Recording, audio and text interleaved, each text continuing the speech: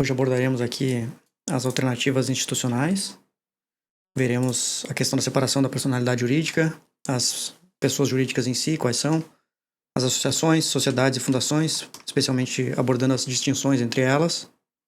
Então aqui o princípio da separação da personalidade jurídica é muito caro ao direito empresarial.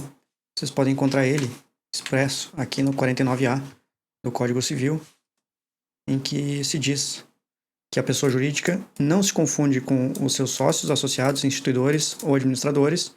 A autonomia patrimonial das pessoas jurídicas é um instrumento lícito de alocação e segregação de riscos, estabelecido pela lei com o objetivo de estimular empreendimentos para geração de empregos, tributo, renda, inovação em benefício de todos.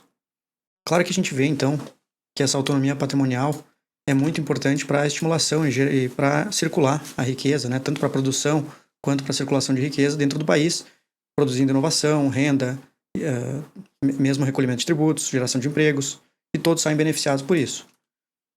Nessa autonomia jurídica que a empresa tem, a gente pode falar em capacidade jurídica, que é aquela capacidade do artigo 1º do Código Civil, qual seja, toda pessoa é capaz de direitos e deveres na ordem civil. Quanto à capacidade de ação, que é a capacidade para estar em juízo, que a gente pode observar no CPC. Eis aqui o artigo 70, que diz que toda pessoa que se encontre no exercício de seus direitos tem capacidade para estar em juízo. Então, esses dois componentes, uma vez constituída a pessoa jurídica, criada a personalidade jurídica e reconhecida pelo sistema normativo brasileiro e de vários outros países, é muito importante reconhecer também que ela pode praticar atos na vida civil e que ela tem capacidade para, inclusive, estar em juízo e defender ou reivindicar certas pretensões processualmente. A capacidade de ação também é chamada de capacidade processual. Então, ela tem autonomia tanto patrimonial, o patrimônio dela não se confunde com o patrimônio dos sócios, ou associados, ou administradores, e tem autonomia jurídica, podendo praticar aí todos esses atos na esfera da vida civil. Para se chegar onde está hoje, diversas teorias foram formuladas. A primeira é a teoria da ficção, endereçada por Friedrich Karl von Savigny, em que dizia que a pessoa jurídica era uma mera ficção, uma criação artificial de direito, tendo seus administradores como mandatários, e, portanto, a constituição de uma sociedade dependeria lá, porque essa teoria foi formulada lá no século XIX, dependeria da aprovação da Constituição pelo ordenamento jurídico, que muitas vezes era o rei ou órgãos públicos dotados de capacidade para tanto. Veremos que essa teoria já foi superada, mas aqui na nossa pauta a gente tem também a teoria da instituição. Eu não vou abordar todas as teorias da personalidade jurídica, mas só as principais, a meu ver aqui, que são as mais importantes. A teoria da instituição foi formulada por Maurice Harion, estava atrelada a ela a serviços públicos e privados, e com objetivos sociais e econômicos, baseada todo o foco organizacional dessa estrutura a uma finalidade específica que se vinculava com a própria finalidade da instituição. É uma teoria também que não tem tanta relevância hoje por causa da dificuldade prática dos seus elementos. E chegamos então à teoria orgânica, que é a teoria de Otto von Guericke. É mais ou menos uma ideia de realismo dos grupos e das agremiações humanas que haviam também lá em resposta a Friedrich Karl von Savigny. Então, uma teoria que veio em resposta à teoria da ficção e disse, não, as agremiações humanas são reais, elas existem, e a confluência de vontades dos membros das pessoas jurídicas, os membros pessoas físicas ou inclusive com outras pessoas jurídicas, formam a vontade dessa pessoa jurídica. Então, deve-se reconhecer que essa vontade é um fenômeno social real e os órgãos da sociedade em questão serão vistos como centro de imputação. Então, quando o administrador pratica um ato no exercício de suas funções, é como se a própria pessoa jurídica estivesse praticando aquele ato. Aqui, diversamente lá do sistema da ficção, há uma declaração, então, de mera existência daquele grupo, né? Então, a pessoa jurídica ela só é reconhecida pelo Estado como existente, não é constitutivo, não é que a pessoa jurídica passa a existir a contar do reconhecimento pelo Estado, e sim que a pessoa jurídica, lá seja ela uma associação, uma sociedade, ela começa a sua vida desde antes do registro no Estado. A gente pode dar um exemplo aqui, a sociedade em comum é uma sociedade que é reconhecida a sua existência mesmo antes do reconhecimento pelo Estado. Já a teoria da realidade técnica tem como um dos seus expoentes o Francesco Ferrara, E aborda-se aqui uma espécie de normativismo, né, baseado também no organicismo, em que o realismo das pessoas jurídicas é reconhecido como existente, mas somente enquanto realidade técnica e normativa, na medida em que é reconhecido pelo próprio Estado como tal. Se não houvesse autorização legal, nada disso seria possível.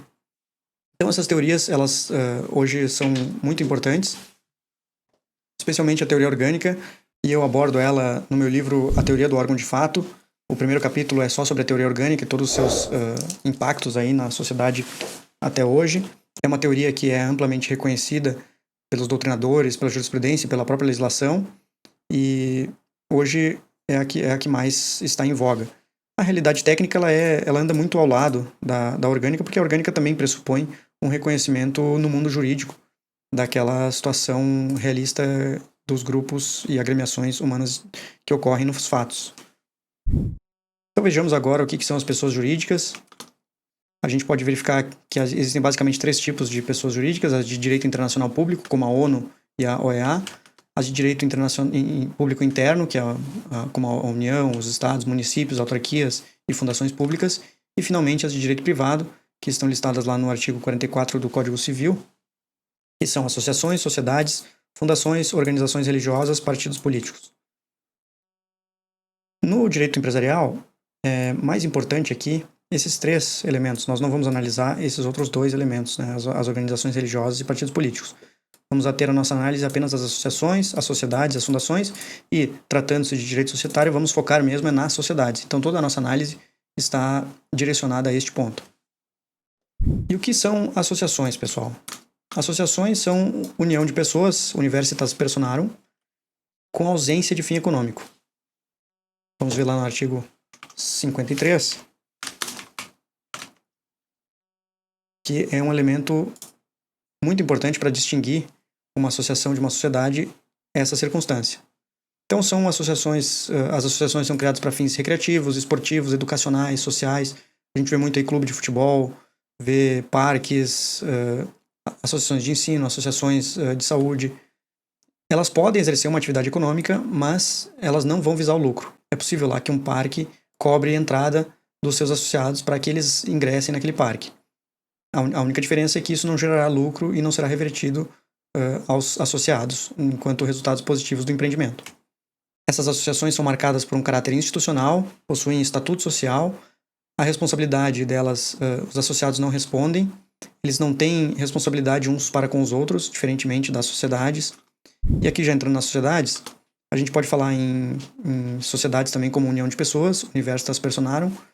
O conceito de sociedade, eu tentei fazer um sumário aqui para vocês. Basicamente, é uma pessoa jurídica de direito privado, com ou sem personalidade, com uma ou mais pessoas, que exerce uma atividade econômica e visa o lucro, tendo pela finalidade um fim imediato, que é o próprio lucro, e um fim imediato, que é a atividade objeto daquela sociedade. O contrato de sociedade, ele pode ser formado por pessoas. Essas pessoas vão ser reciprocamente obrigadas umas com as outras. Segundo Ascarelli, esse contrato é visto como um contrato de natureza plurilateral. Essas pessoas, então, se obrigam reciprocamente com bens e serviços para o exercício de uma atividade econômica e a partir dos resultados dessa atividade. A gente vai ver lá no artigo 981 do Código Civil, que basicamente é isso que está dito. Celebram contrato de sociedade as pessoas que reciprocamente se obrigam a contribuir com bens e serviços para o exercício de uma atividade econômica e a partilha entre si dos resultados. E quais são os elementos dessas sociedades? A gente pode distinguir aqui entre 2 principais: os elementos gerais e os elementos específicos. Os gerais vão ser aqueles que estão listados lá praticamente para todos os negócios jurídicos no artigo 104 do Código Civil. A validade do negócio jurídico requer agente capaz, objeto lícito, possível, determinado ou determinável, forma prescrita ou não defesa em lei. Então a gente precisa desses elementos para falar-se aí em um contrato de sociedade. E os elementos específicos vão ser elementos adicionais que vão ser importantes aí para a formulação do contrato de sociedade, que são a pluralidade de sócios, exceto no caso da sociedade unipessoal, que agora é possível, antes não era, o capital social, a participação nos resultados, a affectio societatis nas sociedades contratuais. Affectio societatis nada mais é do que o ânimos de se associar e permanecer associado, então é a afinidade que tem entre um sócio e outro. A personalidade jurídica, exceto aqui, né, nas sociedades em comum e nas sociedades em conta de participação. Mas geralmente esses pressupostos aqui, esses elementos, vão ter que constar do contrato de sociedade. A sociedade entre cônjuges não faz, ela é permitida, só não é permitida aqui quando se tratar de comunhão universal, em que não faria sentido, porque os bens dos sócios já seriam o bem em comum do casal, e na separação total, porque frustraria, então, a separação. As sociedades podem ser classificadas em personificadas ou não personificadas, no sentido de serem dotadas ou não de personalidade jurídica, empresárias ou simples, no sentido de exercerem ou não uma atividade empresária, sociedades de pessoas e de capital, conforme for a relevância do atributo pessoal dos sócios, contratual ou institucional, se estiver diante então de um ato constitutivo, que é um estatuto ou um contrato social, então as contratuais vão ser caracterizadas por ter um contrato social como ato constitutivo, e as institucionais vão ser caracterizadas por ter um estatuto, como por exemplo a sociedade anônima, que tem estatuto social e não contrato social, ao passo que a sociedade limitada tem contrato social. As de responsabilidade limitada ou ilimitada, e aqui é quanto à forma então de limitação da responsabilidade. A gente já viu que a sociedade em comum não tem limitação de responsabilidade, enquanto que a sociedade limitada possui essa limitação. A sociedade anônima também é dotada de limitação de responsabilidade, ou seja, o patrimônio dos sócios não responde pelo patrimônio social, exceto em algumas situações muito específicas, se ela é brasileira ou estrangeira, conforme for a sua sede.